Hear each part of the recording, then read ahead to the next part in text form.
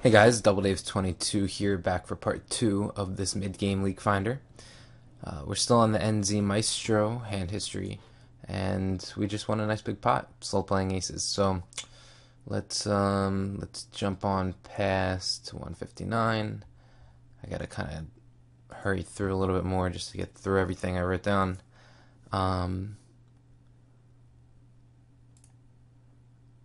Okay, so actually let's reset that. Did I miss something? Looked like just an open and a call, but oh no, it was a min 3-bet back. So this is definitely awkward, and I hate when this happens. And there's not much that you can do other than call and hope to hit more than one pair. And if you do hit one pair, then kind of got to hope that he doesn't just put it in, because a lot of times at the lower stakes, people are huge when they do this. I don't know why. It doesn't really make sense. What you're doing is you're giving someone the best possible price while telling them your hand. So, yeah, so we are just trying to hit two pair better, but, occasionally he'll have something like ace queen, or, I mean, he could definitely still have air technically if he's playing aggressively, but if we do hit a jack or a king, I don't think we're going to fold to one bet, but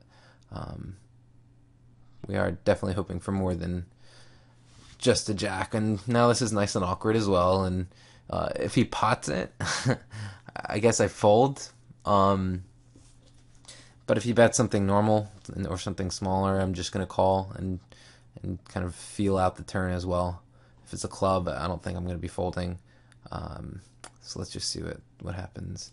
He bets nice and small, so at this point I actually feel like we're good. People who min raise pre-flop, min 3-bet, and then they like bomb the flop, they're normally huge, and they normally have an overpair. But when they bet small, it actually feels like they miss a little bit more often. So I'm feeling pretty good about this hand. Kind of a weird turn. I mean, now ace queen gets there, but we do pick up the flush draw. I don't know. Again, you gotta feel it out by his bet. A small bet I'm calling, a really big bet. I mean, you're kind of only getting it in good against ace king with the ace of clubs.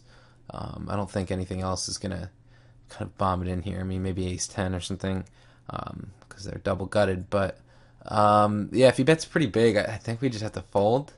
If he bets somewhere normal, somewhere small, we're gonna be flicking it in. So let's just feel it out. He bets nice and small, so I'm fairly certain that we're good here, actually, and I don't see any reason to raise. So we're getting a nice cheap price to see the river and again feel that one out too. All right, and now it's like really really awkward.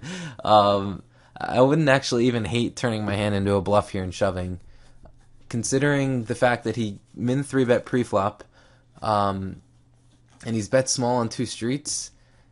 He still could technically have an overpair, something like kings or aces, and he's just worried on a board like this that you got there, and I would definitely, hate this river if I was him. So I think we need to turn the hand into a bluff. Of course, we don't want to just check and lose to ace queen.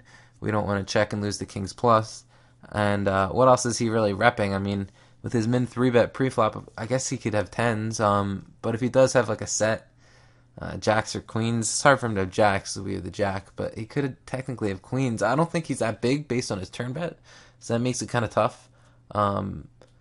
At the same time, I mean, I don't see how he could have a 10 really either. So I don't know. Other than maybe ace 10, but his line doesn't really make sense. His sizing doesn't really make sense for ace 10.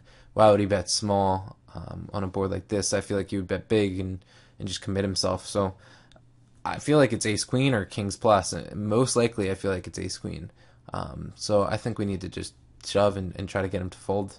So that would be my standard here. And this is a total feel hand, and everything's based off of his min 3-bet pre-flop and his weak bets. So I think we really need to put him to the test here and try to get him off of a slightly better hand. And he could still have ace jack too, which we would not want to run into. So let's see if I wrote down anything. Yeah, pretty much exactly what I said. It's a good spot to turn your jack into a bluff. and he just really looks like a scared aces or kings, or ace queen ace jack. So I think this is definitely a spot you need to turn your hand into a bluff, and hopefully you understand the reasons why. And yeah, oh, king queen, forgot about that hand as well. So we could have definitely won that hand. I think we should have, using a little bit of logic and analyzing his bet sizes and his pre-flop 3-bet and everything. So